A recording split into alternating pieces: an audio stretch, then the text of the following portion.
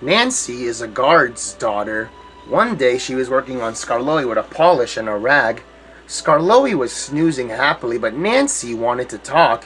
"Wake up, lazy bones. Your brass is filthy. Aren't you ashamed?" "No," yawned Skarloey. "You're just an old fusspot."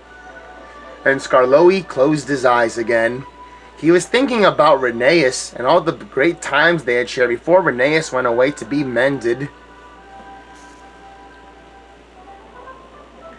Nancy interrupted him again. "Don't you want to look nice for when Rheneas comes back?" Skarloey wasn't snoozing anymore. "What? When?" "Soon. Daddy told me. I have to go now." "Nancy, stop. Do I really look nice? Please polish me again." "Now look who's an old fusspot," laughed Nancy, and set to work once more. Duncan was jealous. "Aren't you going to polish me too?" "Sorry, not today. I have to go now. I'm helping the refreshment lady this afternoon. We have to go and bring some ice cream to the passengers." "Never mind, Duncan." But Duncan did mind. "It isn't fair. Peter Sam gets a special funnel. Sir Handel gets special wheels. Passengers get ice cream. And I don't even get polished." Of course, this wasn't true. But Duncan enjoyed complaining. He became sulkier still. That afternoon there was bad news from up the line. "One of Skarloey's coaches has come off the rails," called Duncan's driver. "We have to go and take some workmen there right away." "All this extra work," grumbled Duncan. "It wears an engine out." "Rubbish. Come on."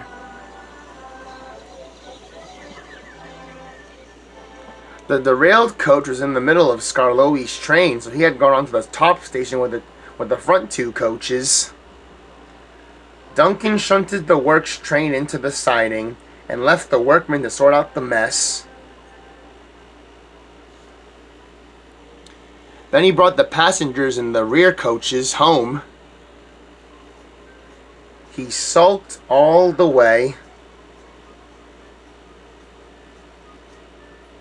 "I gets no rest, I gets no rest," he grumbled. Duncan made the journey very difficult.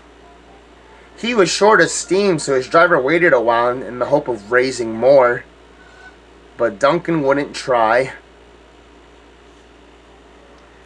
"We'll keep our passengers waiting," said his driver. Duncan was very cross.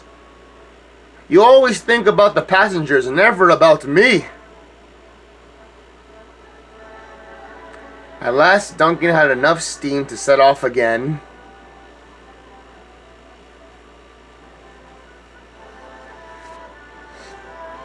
But he was still super tired and cross.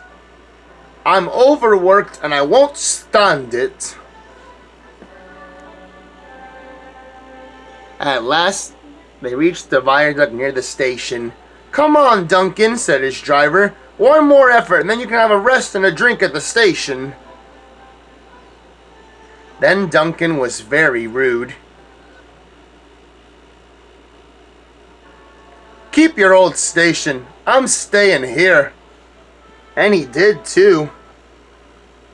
Skarloey had to come and haul Duncan and his train all the way to the platform.